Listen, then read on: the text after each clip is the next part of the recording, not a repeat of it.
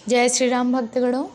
आइए आज की सत्संग चर्चा में बहुत ही महत्वपूर्ण चर्चा करेंगे। आज की विचार चर्चा एपिसोड नंबर 2 है, जिसमें हम आपके ही प्रश्नों का उत्तर लेकर के आए हैं, अर्थात आपके संदेह का हम समाधान करने आए हैं। सर्वप्रथम आज की हमारी विषय की चर्चा है माता सीता की अग्नि परीक्षा। आप सभी ने बहुत सारे सीरियल देखे होंगे, बहुत सारे वीडियो मिल जाएंगे आपको, बहुत सारी किताबों में इसका वर्णन है, ग्रंथों में वर्णन है, समस्त रामायण की प्रतियों में वर्णन है। किंतु फिर भी हमारे मन में एक सवाल रह रह करके आता है कि माता, इतना हम जानने के बाद भी हम यही सोच में पड़ जाते हैं कि माता सीता की अग्नि परीक्षा क्यों आवश्यक हुई। प्रभु श्री राम ने लिया, ठीक है, माता सीता ने अग्नि परीक्षा दिया, ठीक है, किंतु आखिर इसकी आवश्यकता ही क्यों हुई। आइए आज के इस संदेह का हम समाधान करेंगे व्याख्या के आधार पर, और व्याख्या आपको तथ्यों के आधार पर देंगे, अर्थात हम सबूतों के आधार पर देंगे। सर्वप्रथम इसका उल्लेख है, इस प्रसंग का उल्लेख आपको वाल्मीकि रामायण में युद्ध कांड के उत्तरार्ध में मिलता है, अर्थात युद्ध कांड के उत्तरार्ध 8वें कांड में आपको मिलेगा। 117 सर्ग से लेकर के 122 सर्ग में आपको माता सीता के आने से, अर्थात युद्ध में प्रभु श्री राम जब रावण को मार देते हैं, उसके बाद माता सीता अशोक वाटिका से उनके सामने लाई जाती है, तो उस प्रसंग से माता सीता के अग्नि परीक्षा तक का वर्णन है 122 तक में। यहाँ पर विस्तार पूर्वक बताया है प्रभु श्री राम ने कि माता सीता का अग्नि परीक्षा उन्होंने क्यों मांगा। उन्होंने 13-14 श्लोक में कहा कि जैसे कि मैंने अपना चरित्र बचाने के लिए, मनुष्य को अपने चरित्र का अपमान होने से बचाने के लिए सर्वसंगति पूर्ण काम करने चाहिए, उसी प्रकार मैंने अपने चरित्र बचाने के लिए रावण को मारा, तो तुम भी सीते अपने चरित्र के अपमान को बचाने के लिए तुम भी अग्नि परीक्षा दो। इस प्रकार प्रभु श्री राम ने कहा। उसके बाद उन्होंने कहा कि जैसे मैंने रावण को मारा, वैसे ही तुम लोगों की जो सोच है उसको ख़त्म करो, अग्नि परीक्षा दो, अपनी पवित्रता का प्रमाण दो, ताकि लोग तुम्हारे ऊपर उंगली ना उठाएं। इस प्रकार प्रभु श्री राम ने माता सीता से कहा। अब दूसरा आपको यहाँ पर तथ्य मिलता है। अब आपको दूसरे तथ्य बताते हैं। इसका वर्णन लंका कांड में, अर्थात ये प्रभु तुलसीदास जी कृत है। तुलसीदास जी कृत जो रामायण है उसमें लंका कांड में दोहा नंबर 108 से लेकर के 109 में इस चीज़ का वर्णन है, अर्थात इस प्रसंग का वर्णन है कि माता सीता ने अग्नि परीक्षा क्यों दिया और माता सीता को अग्नि परीक्षा के लिए किसने कहा। अब आपको हम अपने तरीक़ा से व्याख्या करके बताते हैं, समस्त सार बताते हैं, जितना हमने पढ़ा है सभी रामायणों का, कंब रामायण का, वाल्मीकि रामायण का, तुलसीदास रामायण का, शैव रामायण का, संस्कृत रामायण का, समस्त रामायणों का हमने अध्ययन किया, तो उसमें से जो हमें सार मिला वो हम आपको बताते हैं। सर्वप्रथम आपको बताते हैं कि वाल्मीकि रामायण में 119वें सर्ग में राम सीता का संवाद आपने सुना होगा, पढ़ा होगा। तो प्रभु श्री राम ने कहा कि मैं जिस प्रकार अपने चरित्र का बचाव किया है मैंने रावण को मार करके, वैसे ही आप अपने चरित्र का बचाव कीजिए, अपने चरित्र का प्रमाण दे करके, वो भी अग्नि परीक्षा दे करके। उसके बाद उन्होंने 121वें सर्ग में 14वें श्लोक में उन्होंने कहा कि अगर मैं सीते तुम्हें अग्नि परीक्षा के लिए नहीं बोलता तो समस्त दुनिया, समस्त समाज तुम्हें ताना देती, कहीं न कहीं तुम्हें अपमानित करती। उसी अपमान को बचाने के लिए मैंने तुम्हें अग्नि परीक्षा देने के लिए कहा।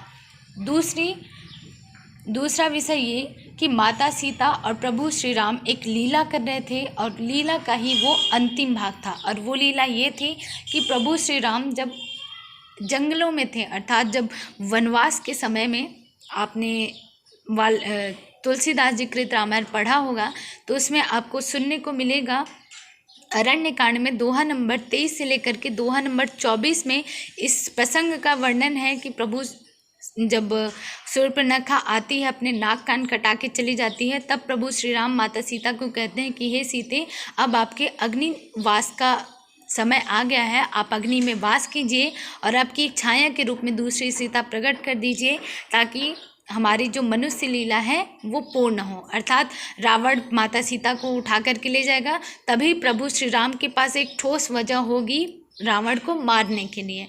इस प्रकार से प्रभु श्री राम और माता सीता का ये लीला था। इसीलिए माता सीता ने ज़्यादा विरोध नहीं किया और ना ही प्रभु श्री राम ने इस विरोध को प्रतिकार किया, मना किया उन्होंने, मतलब अर्थात मना उन्होंने नहीं किया कि हे सीते अब तुम्हें अग्नि परीक्षा देने की ज़रूरत नहीं है, ऐसा उन्होंने बिल्कुल नहीं कहा। बल्कि ये कहा कि तुम्हें अग्नि परीक्षा देनी होगी।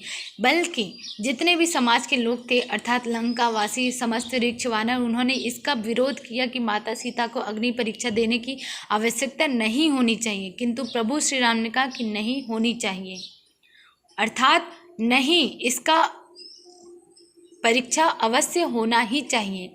इस प्रकार प्रभु श्री राम ने समस्त लोगों को बताया और उसके पश्चात माता सीता ने अग्नि परीक्षा दिया। और अग्नि परीक्षा के बाद जो अग्निदेव थे उन्होंने असली सीता माता को प्रभु श्री राम के समक्ष उन्होंने प्रकट किया और उन्होंने बोला कि हे प्रभु श्री राम, माता सीता जैसे पहले पवित्र थी वैसे आज भी पवित्र हैं। इस प्रकार माता सीता के अग्नि परीक्षा की जो प्रसंग है वो वर्णित की गई है।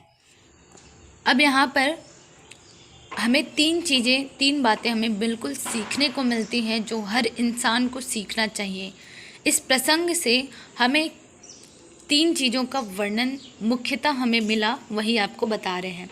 सर्वप्रथम ये वर्णन है कि प्रभु श्री राम जी ने त्याग किया है। उन्होंने क्या त्याग किया है? माता सीता से ज़्यादा बड़ा उन्होंने त्याग किया है प्रभु श्री राम ने।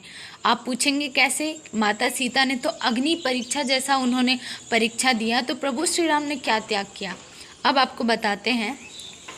जब माता सीता को प्रभु श्री राम अग्नि परीक्षा देने के लिए कह रहे थे, उस समय समस्त लोगों ने प्रभु श्री राम का विरोध किया था। यहाँ तक कि लक्ष्मण जी जो प्रभु श्री राम को अपना भगवान समझते थे, उन्होंने उनका विरोध किया था।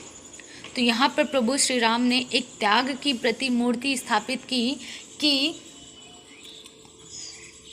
राम ने अपना मान नहीं देखा। प्रभु श्री राम ने ये त्याग किया, अपने मान का, अपने सम्मान का उन्होंने मान नहीं देखा कि लोग मुझे क्या कहेंगे। लोग मुझे ये कहेंगे कि इसको अपनी पत्नी पे भरोसा नहीं था, या ये कहेंगे कि इसको अपनी पत्नी से परीक्षा लेने की ज़रूरत क्यों पड़ी। इस तरीके से मुझे लोग कहेंगे, वो मैं सह सकता हूँ, लेकिन मेरी सीता पे उंगली ना उठे, इसीलिए मैं मेरी सीता को मैं अपने ही शब्दों से उनको समझा करके उनकी परीक्षा लूँ दुनिया के सामने, ताकि मेरी सीता पे कोई उंगली ना उठे। इस प्रकार प्रभु श्री राम ने एक सीख दिया त्याग का कि आप अपने अपमान को भूल जाइए। अगर जब मान सम्मान की बात हो रही है तो आप अपने परिवार के मान को उचित स्थान पर रख के आप अपने मान को भूल जाइए। अर्थात माता सीता रघुकुल वंश की कुलवधू थी। आप सोच रहे हैं, माता सीता रघुवंश कुल की कुलवधू थी और उनको दुनिया के लोग परीक्षा देने के लिए बोले, ये प्रभु श्री राम को मंजूर नहीं था। इसीलिए उन्होंने अपने मान का त्याग किया, अर्थात उन्होंने अपने सम्मान का त्याग किया कि लोग उनको क्या कहेंगे कि अपनी पत्नी पे भरोसा नहीं रहा। उन्होंने ये देखा कि मुझे मेरे पत्नी पे बिल्कुल भरोसा है, बल्कि लोगों को कल को मेरी पत्नी पे उंगली उठाने का मौका ना मिले, इसीलिए मैं अपने मान का त्याग करके मेरी पत्नी का सम्मान बचाऊंगा और माता सीता से मैं अग्नि परीक्षा लूँगा और असली सीता माता को मैं लूँगा। साथ ही साथ लोगों को मैं बताना चाहूँगा कि माता सीता अग्नि से भी ज़्यादा पवित्र हैं। इस प्रकार प्रभु श्री राम ने हमें त्याग की जो बात है वो अपने कार्यों से हमें सिखाया है। और आज की जो ये चर्चा है वो आज यहीं पर समाप्त करते हैं। अब आई होप आप सभी को समझ आ गया होगा। आशा करती हूँ आप सभी को बहुत अच्छी तरीके से समझ आया होगा कि प्रभु श्री राम ने माता सीता की अग्नि की परीक्षा क्यों ली। 2 ही वजह से लिया कि कोई दूसरा उंगली ना उठा पाए,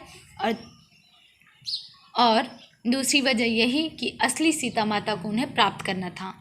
2 ही मुख्यतः वजह थी। बाकी प्रभु श्री राम जी को माता सीता पे बहुत ही यकीन था। और दूसरा, लोगों ने नहीं कहा, प्रभु श्री राम ने इसीलिए कहा ताकि कोई माता सीता पे उंगली ना उठाएं। इस प्रकार प्रभु श्री राम ने अग्नि परीक्षा के लिए माता सीता को कहा था। आइए आज की सत्संग चर्चा यहीं समाप्त करते हैं और अगले सत्संग चर्चा में विचार चर्चा एपिसोड नंबर 3 में हम आपको बताएंगे कि आखिर माता सीता को प्रभु श्री राम ने त्यागा क्यों। उन्होंने परीक्षण ले तो लिया था, फिर और माता सीता को प्रमाण की ऐसी क्या आवश्यकता हुई कि उनको वनवास ही भेज दिया प्रभु श्री राम ने, वो भी बिना किसी को बताए, यहाँ तक कि माता सीता को भी नहीं बताया। आखिर क्यों? तो इसका जवाब आपको अगले विचार चर्चा एपिसोड नंबर 3 में ज़रूर मिलेगा। अगर आपको इस वीडियो में कहीं पर भी संदेह हो तो हमें ज़रूर से ज़रूर कमेंट करके बताइए, हम उसका समाधान करेंगे। और हमें लगता है कि कहीं न कहीं आप सभी को ये समझ आ ही गया होगा कि प्रभु श्री राम ने माता सीता की अग्नि परीक्षा क्यों ली। अगर आपको अभी भी नहीं समझ आया होगा तो रामायण उठा करके पढ़िए। आपको हमने जो जो श्लोक नंबर, चौपाई नंबर बताए हैं उसी को पढ़ के देखिए, आपको संपूर्ण सार समझ आ जाएगा।